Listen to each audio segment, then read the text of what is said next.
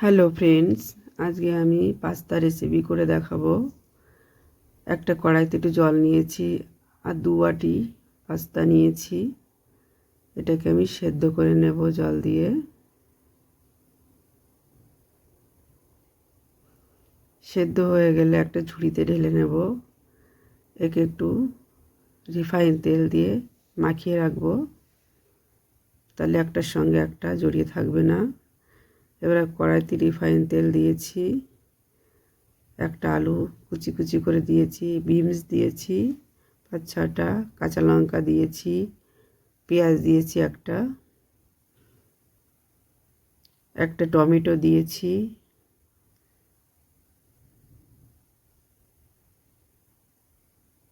একটু মটর দিয়েছি, 1 বাটি মটর দিয়েছি, একটু লবণ দিয়েছি। এবার এটাকে ভালো করে সেদ্ধ করে নেব, একটু ঢাকা দেব লো ফ্লেমে দিয়ে। তারপরে সেদ্ধ হয়ে গেছে। এবার একটু সাইডে রিফাইন তেল দিয়ে একটা ডিম দেব, ডিমে একটু সামান্য লবণ দেব।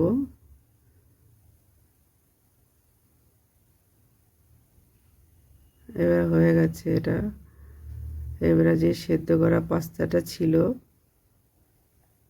ওটা এর ভেতরে ঢেলে দেব।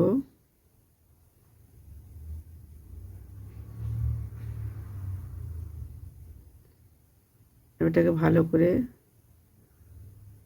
নাড়তে থাকতে হবে।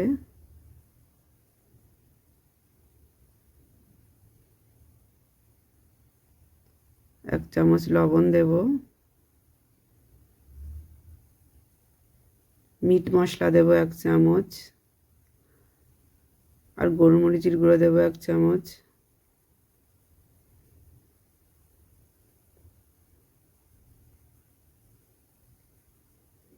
একটু তেল দেবেন বেশি করে। 2 চামচ টমেটো সস দেব, 2 চামচ সয়া সস,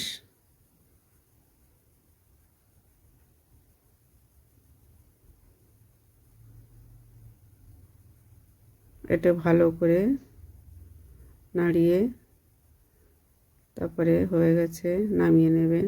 লাইক আর সাবস্ক্রাইব করবেন।